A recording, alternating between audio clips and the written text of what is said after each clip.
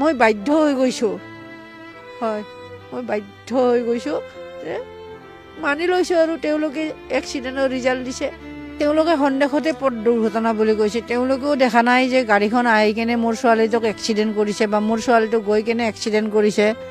কিন্তু তেওঁলোকে চব ফালৰ পৰা মিলাই কেনে চালি জাৰি কেনেকৈ কি হয় এইটো চাই কেনে মানে সন্দেহতে এক্সিডেণ্ট কেছ বুলি আমাক সিদ্ধান্ত ল'লে, সেইটোৱে ৰিজাল্ট দিলে।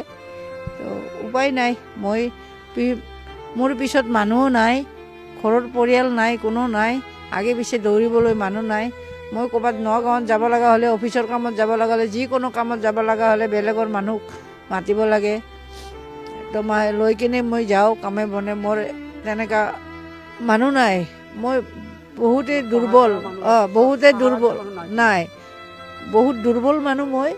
সেইকাৰণে আজি মোৰ ছোৱালীৰ মৃত্যু CBI কৈছে যে ছোৱালীটো মানে পথ দুৰ্ঘটনা, এক্সিডেণ্ট কেছ।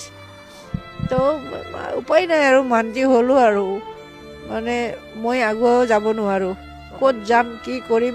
মই বাধ্য হৈ গৈছোঁ, হয় মই বাধ্য হৈ গৈছোঁ যে মানি লৈছোঁ আৰু তেওঁলোকে এক্সিডেণ্টৰ ৰিজাল্ট দিছে, এইটোতে মই মানি ল'লোঁ আৰু উপায় নাই।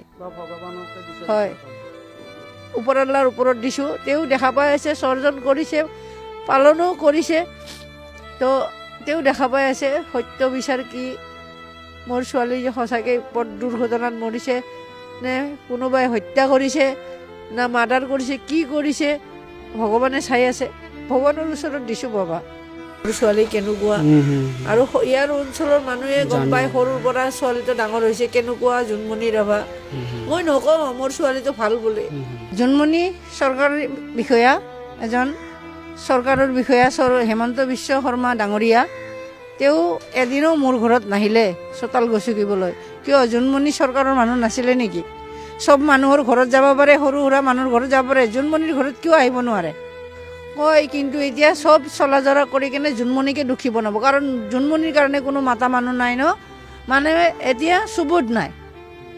মই সাক্ষী প্ৰমাণ দিব নোৱাৰোঁ জুনমণিক ইয়ে মাৰিছে বুলি, সেইটো কাৰণে মই পিছ পৰি থাকিলোঁ। আৰু এতিয়া জুনমণিৰ হত্যাকাৰী ভগৱানে বিচাৰ কৰিব।